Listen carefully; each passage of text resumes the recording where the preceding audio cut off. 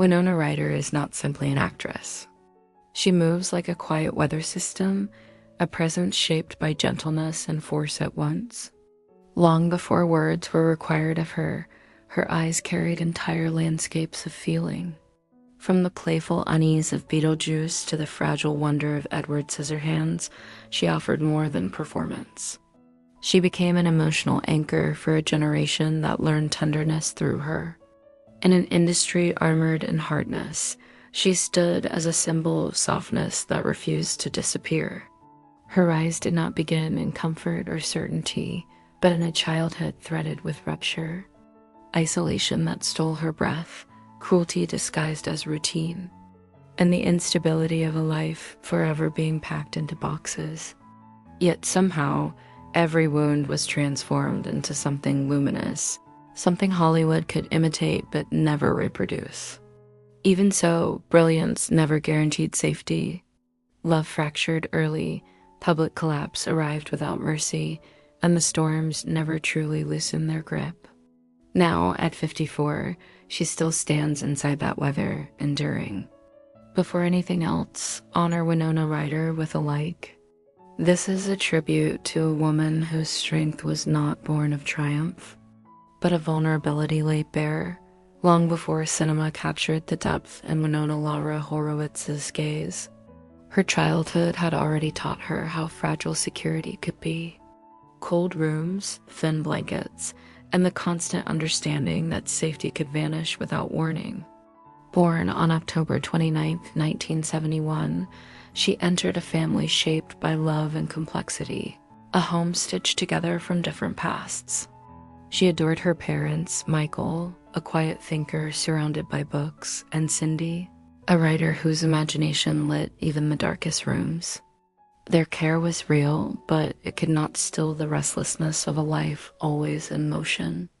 By 5, Winona knew the sound of tape sealing boxes, the weight of suitcases, the shame of never fully belonging to a space. Winter crept through every crack. She slept wrapped in borrowed layers, watching her breath rise and fade, wondering if other children felt this same uncertainty pressing on their chests. Between 1976 and 1980, her family lived in a communal artist enclave. Lantern light, drifting music, adults chasing ideals of freedom. To outsiders, it seemed idyllic. To a quiet child standing just beyond the firelight, it was another place to observe without belonging. Around 7, she slipped too close to deep water. Panic flashed, breath vanished, and then she was pulled back. She lived, but the lesson remained. Solid ground could disappear in an instant. School proved even more brutal.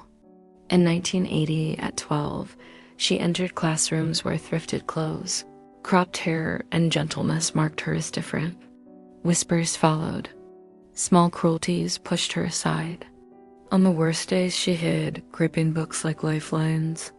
Years later, she would admit those were the hardest days of her youth. Each new school sharpened the feeling of being misplaced. She learned how to read danger in a hallway, how to disappear into corners. Stories became her refuge. Books, then films, offered worlds where sensitivity was not punished out at home. Struggle was quiet but relentless. Freelance work meant uncertainty. Clothes were reused, rooms changed whenever rent became impossible. Winter was unforgiving, warmth scarce. She saw her parents hide exhaustion behind forced smiles, bills lingering longer than meals. Watching them age under pressure shaped her more deeply than any expectation placed upon her. Every move, every cold morning, every lunch spent alone, every night reading beneath a dim bulb carved a depth into her that no child should have to earn. That depth later pulsed through her work. The vulnerability in her eyes, the strength beneath her softness, all born from a childhood of displacement and longing. It did not break her. It forged her. By 12, the shadows had begun to speak through her. Thin from winters and scarcity, she read lines from a play she barely understood, voice trembling with fear and hope. That moment lit the first spark. At the American Conservatory Theater in 1983, teachers did not see a novice. They saw a storm contained within fragility. Auditions followed. Cold hallways, endless rejection, lines whispered in the dark. Each no echoed childhood taunts, yet she returned again and again in the same worn jacket. What once made her a target made her unforgettable. In 1986, at 15, she stepped onto her first film set with guarded stillness. When her card arrived, she held it as if it might vanish. Hollywood saw promise. She felt only the weight of survival. When cameras rolled, something transformed. Pain became precision. Fear became focus. By 1987, Tim Burton recognized what others missed. A fragility fused with intelligence, endurance carved by hardship. She stepped into the light not as a survivor alone, but as an artist whose work would always carry the tremor of a life hard won. Success never felt effortless. At 17, she faced the demand to shine. Heathers brought acclaim, Edward Scissorhands global fame, but behind the glow were exhaustion and solitude. Grace, she knew, was survival by another name. Through the early 1990s, each role demanded more. Acclaim grew, but so did strain. She delivered perfection while quietly unraveling, giving youth and steadiness to her craft. The decade remembered as her reign was, for her, a battlefield. Through it all, she embodied the fragility and ferocity of a generation, carving a legacy that outlived applause. Winona Ryder stands today not as myth, but as testament to endurance, to the beauty that can rise from damage. Comment 54 or write "Rip Winona Ryder" to honor them. Asterisk, asterisk, asterisk, Hollywood crowned her young. But even at the height of acclaim, shadows clung to Winona Ryder like echoes she could never fully outrun. In 2001, at 30, the unease she had long carried finally broke the surface. Her arrest in Beverly Hills for taking merchandise worth over $5,500 from Saks Fifth Avenue was not just an incident. It became a spectacle. Flashbulbs exploded around her, freezing her into a caricature, stripping away nuance, reducing a complex human being to a headline. In that moment, she was no longer an artist or a woman, but a public object for judgment. What the world failed to see was the context beneath the collapse. Months earlier, after a severe injury, she had been prescribed powerful painkillers that blurred reality and hollowed her sense of self. Dizziness, panic, disconnection followed her through days she barely recognized. One of the doctors involved would later face sanctions, but in the moment that mattered, none of that was considered. The narrative was easier without compassion. Found guilty, she was sentenced to probation, community service, counseling, medical supervision. Yet the legal consequences paled beside the industry's response. Overnight, doors closed, scripts vanished, studios labeled her uninsurable. Silence replaced the noise of fame, and in that silence, she began to question whether she had ever truly existed. She moved through dim rooms, where untouched scripts curled on the floor, reminders of a future she believed she had lost. Nights stretched endlessly. Sitting against walls in the dark, she tried to understand how one moment could swallow an entire life. Later, she would say that was her real interruption. It was not guilt that broke her, but erasure. Being forgotten by the world she had given everything to. Yet even then, a quiet ember remained. Years passed before she returned. In 2015, she stepped back into the light as Joyce Byers in Stranger Things. When the series premiered in 2016, it felt like dawn after a long storm. Joyce required everything she had learned about fear, devotion, endurance. Watching herself on the monitor, older and steadier, she recognized survival in her own reflection.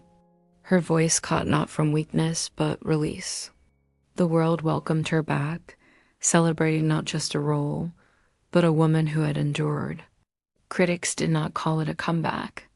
They called it inevitable.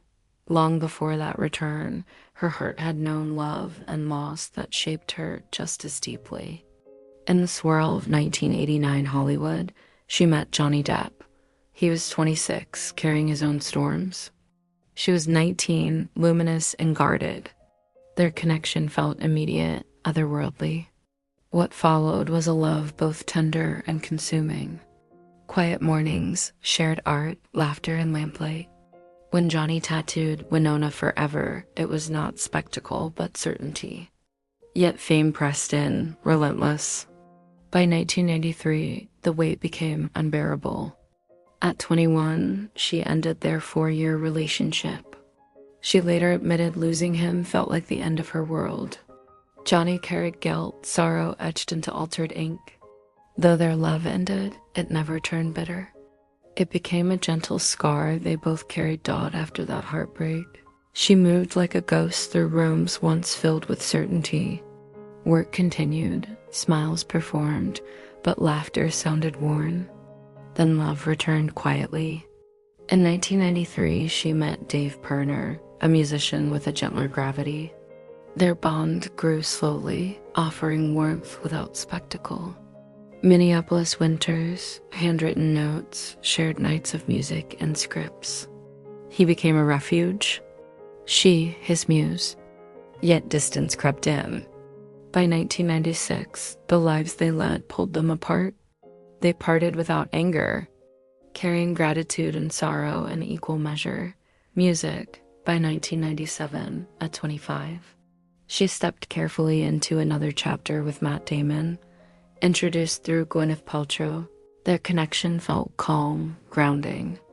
Their love unfolded away from cameras, built on trust and quiet presence. For 3 years, they shared a gentle rhythm that taught her how safe love could feel. But ambition and distance again intervened. In 2000, they parted softly with respect. Each carried lessons of tenderness forward. By 2011, nearing 40, Winona had learned caution. Love felt fragile. Then she met Scott Hahn, a designer grounded in sustainability and stillness.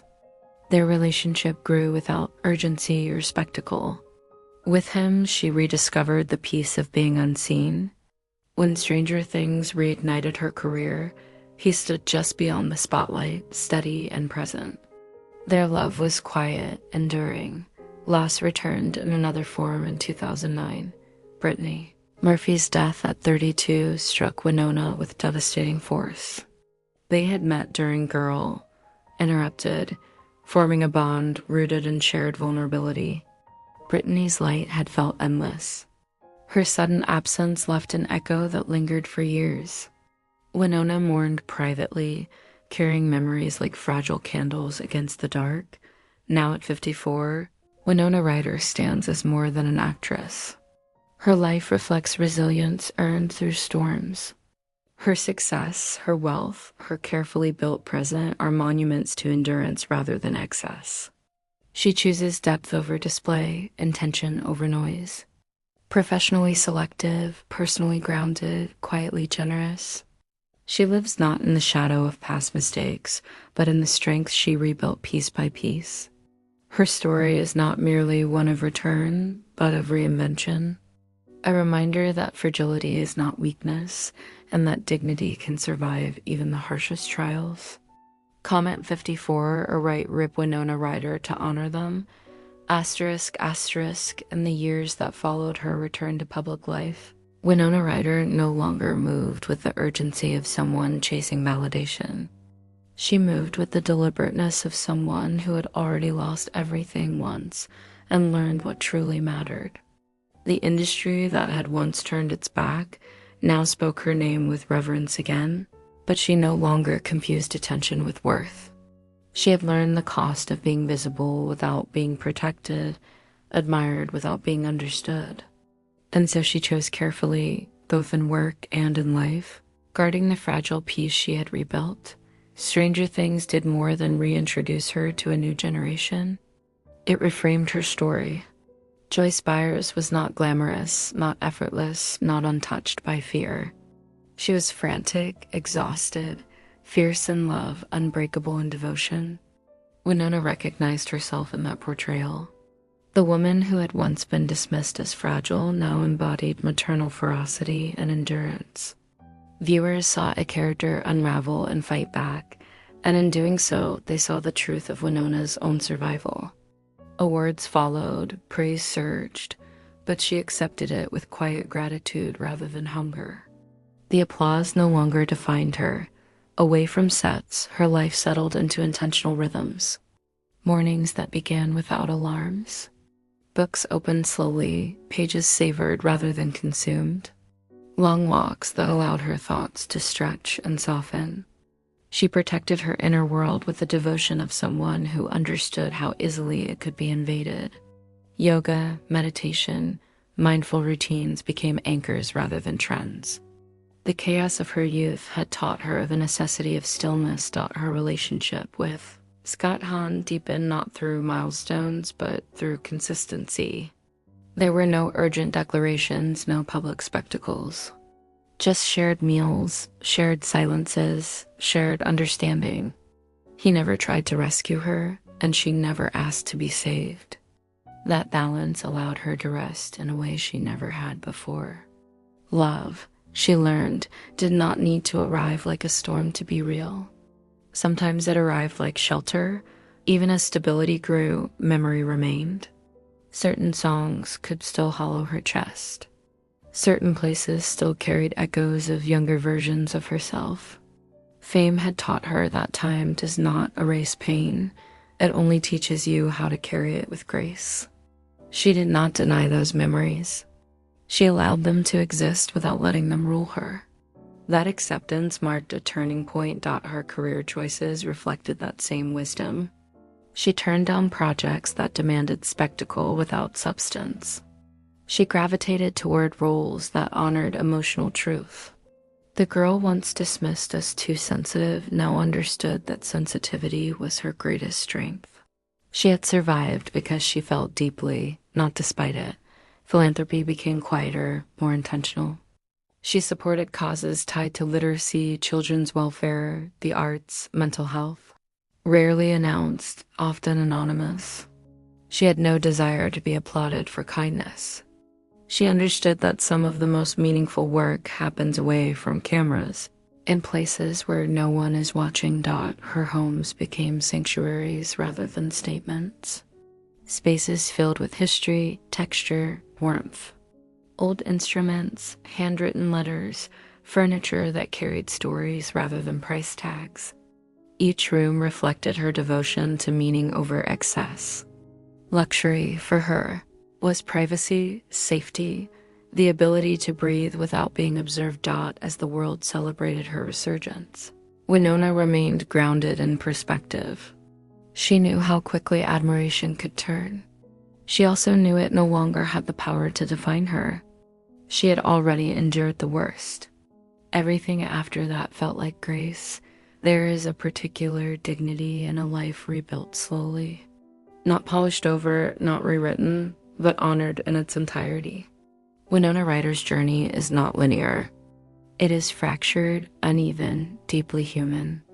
It holds brilliance and collapse, devotion and loss, silence and resurgence. That complexity is precisely what makes her endure. Stands now as a woman who has made peace with her past without being trapped by it. A woman who understands that survival itself is an art, but healing does not erase scars. It teaches you how to live alongside them. That softness, when protected, becomes strength. Winona Ryder remains not because she was flawless, but because she was real. Because she endured what many cannot. Because she returned without bitterness. Because she chose integrity when spectacle would have been easier. Her legacy is not frozen in youth, nor confined to nostalgia. It continues, evolving, breathing, grounded in truth. And in that truth, she offers something rare. Permission to stumble. Permission to retreat. Permission to return changed. For anyone who has ever felt erased, misunderstood, or broken by the weight of expectation, her story stands as quiet proof that disappearance is not the end, that dignity can be reclaimed, that light can return without burning. Winona Ryder, at 54, stands whole. Not untouched, not unscarred, but complete. Comment 54 or write "Rip Winona Ryder" to honor them. Asterisk, asterisk, as time moves forward, Winona Ryder's presence settles into something rarer than fame. It becomes continuity, a reminder that survival is not a single moment of triumph, but a series of quiet choices made long after the noise fades. She no longer chases the world that once demanded everything from her. Instead, she allows the world to meet her where she stands, grounded, aware, and unafraid of stillness. The younger audiences who discovered her through Stranger Things often speak of her as if she has always been there, a constant. They do not carry the weight of her fall, only the reassurance of her endurance. To them, she is not a comeback story, but a steady presence, someone who feels lived in and real. That is perhaps her greatest transformation. She is no longer defined by eras, but by continuity. Within the industry, her reputation has shifted from fragile to formidable, not because she hardened, but because she survived without losing herself. Directors speak of her preparation, her attentiveness, her instinct for emotional truth. Younger actors describe her kindness on set, her willingness to listen, her lack of hierarchy. She remembers what it felt like to be unseen. She makes sure others are not. Her friendships, too, reflect this evolution. Gone are the chaotic circles of constant exposure.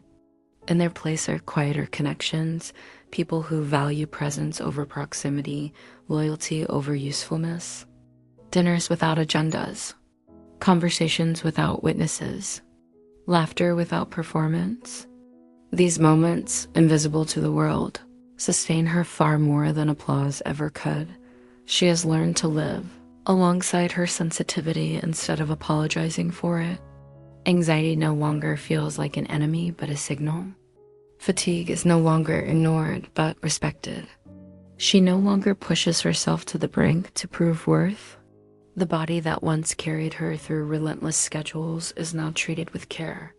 Rest is not indulgence. It is survival refined into wisdom. Looking back, she does not romanticize her pain. She does not frame it as necessary or noble. She simply acknowledges it as real. Childhood instability, public humiliation, loss that arrived without warning.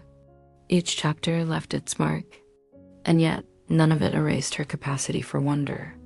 She still finds joy in small things. Old films, paperbacks, music drifting through a room at dusk. These details anchor her. Her understanding of success has narrowed and deepened at the same time. It is no longer about visibility or numbers or validation.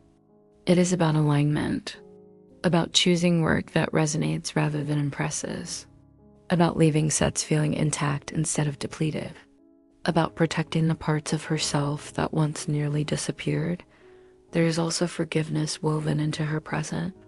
Not absolution for everything, but compassion for the younger versions of herself who did not yet know how to protect their own boundaries. She no longer looks at that girl with judgment. She looks at her with gratitude. That girl survived long enough for this woman to exist. In public appearances, she carries herself without armor. Not guarded, not performative. Simply present. The world reads this as grace. In truth, it is acceptance. Acceptance of imperfection. Acceptance of history. Acceptance of the fact that healing is not a destination, but a practice. Winona Ryder's story does not offer a clean arc or a simple lesson. It offers something more honest, that life can fracture and still hold meaning. That identity can be stripped away and rebuilt without becoming smaller. That you can step out of the spotlight and still remain whole. She stands now as a woman who understands that survival is not loud. It does not announce itself. It accumulates quietly, moment by moment, until one day you realize you are no longer bracing for impact. You are standing, breathing, living, asterisk, asterisk, what remains.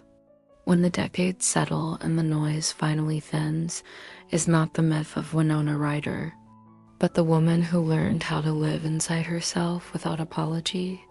Her life no longer feels like something unfolding in defense. It feels intentional, chosen, each day shaped less by expectation and more by awareness. She understands now that survival is not owed an audience, that healing does not require explanation. There was a time when every step she took felt scrutinized, measured against an image she never consented to become. Now she moves without that burden, not invisible, but unclaimed, present without being possessed. The industry still watches her closely, but she does not flinch. She has already faced its coldest silence. Nothing it offers now can threaten her sense of self. That knowledge gives her a quiet authority that cannot be manufactured. She belongs to herself first. Everything else is secondary. There are moments when nostalgia circles her name, when the world tries to pull her backward into frozen images of youth. She does not resist them with anger. She simply does not live there. She knows that honoring the past does not mean being trapped by it. Growth requires release. Her voice, once trembling with the need to be accepted, now carries a different cadence, slower, surer, unconcerned with volume. When she speaks, it is with the assurance of someone who has already been misunderstood and survived it. Silence no longer frightens her. She has learned the difference between solitude and loneliness. One once haunted her. The other now sustains her. In solitude, she reconnects with the parts of herself that were once drowned out by expectation. In quiet, she remembers who she was before the world demanded a version of her. Her compassion has deepened, not softened. She sees pain quickly in others, recognizes the subtle signs of someone holding themselves together. She does not intrude. She simply makes space. That gentleness is not accidental. It is learned. If there is grief still within her, it is no longer sharp. It has been shaped into something reflective, acknowledged, carried. She understands now that love does not disappear when someone leaves. It changes form. Memory becomes presence. Absence becomes a different kind of closeness. The younger generations who find her work now may never fully know the storms she weathered, and that is all right. She does not require recognition for endurance. Her peace is not dependent on being understood. It exists regardless. Winona Ryder's story does not conclude with triumph or tragedy. It continues with balance, with discernment, with the rare achievement of being at ease in one's own life after years of fracture. She stands today as proof that reinvention does not require reinvention of identity, that you can return without becoming someone else, that you can remain gentle and still survive. At 54, she is not an echo of a former era, nor a symbol frozen in Winona Ryder continues not as an echo of who she was, but as proof of who she became. Comment 54 or write "Rip Winona Ryder" to honor them. Asterisk, asterisk. There is a quiet power in the way Winona Ryder now occupies the world. It is not the power of dominance or spectacle, but of steadiness, of having been tested, broken open, and choosing not to harden. She understands now that being whole does not mean being untouched. It means staying open even after learning how much it can cost. Time has softened the urgency of her earlier years, but it has sharpened her clarity. She no longer confuses intensity with truth. She no longer believes that suffering must be visible to be valid. The storms of her past taught her discernment. They taught her how to recognize when something demands too much, and when walking away is not failure, but preservation. When she reflects on her younger self, she does not speak with regret so much as compassion. That girl carried entire worlds inside her with no map and no shelter. She gave everything she had because she did not yet know she was allowed to keep some things for herself. The woman she is now holds that history gently, like a fragile artifact, not to relive it, but to honor it. Her artistry has matured into something quieter and more assured. She no longer needs to prove depth. It arrives naturally, shaped by years of observation and restraint. There is an economy to her performances now, a trust that stillness can speak louder than excess. Audiences feel it even if they cannot name it. The sense that something lived in is unfolding on screen, outside of work. Her days are built around presence rather than productivity. There are mornings spent reading without an agenda, afternoons that stretch without interruption, evenings that close softly instead of collapsing. These choices are not accidental. They are the result of having once lived without boundaries and paying the price for it.